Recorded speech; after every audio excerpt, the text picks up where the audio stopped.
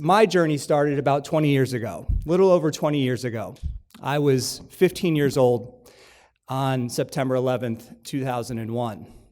And like so many of us that witnessed what happened that day, I was moved. I walked home with my best friend that day, and I knew that we were going to war.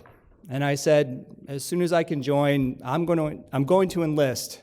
But I had 3 years left of school. I wasn't sure what to do between now and then. So I read in the school newspaper that I had a teacher who was running for office.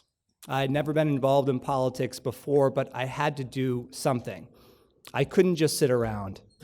So I knocked on his door. I said, hey, Mr. Seabury, I'd like to help you out.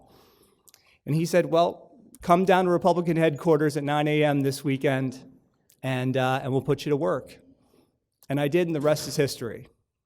So throughout high school, the remainder of high school, I got involved. I knocked doors, and I realized that I couldn't write a check, but I could show up with 30 high school kids on a weekend. That was my political capital. That was my ability to make a difference. At 17, I did enlist in the Marines and did 6 years and did my tour overseas. Spent my 21st birthday chasing Somali pirates around the Horn of Africa. Not a bad place to be. But 20 years later, I think back. I think back to 15-year-old Billy Cortese, and I wonder, would he still be able to make that difference that he did in high school? With the avalanche of hundreds of millions of dollars that pour into our elections now, would I still feel like I made a difference? Does the 15-year-old now feel like they're making a difference?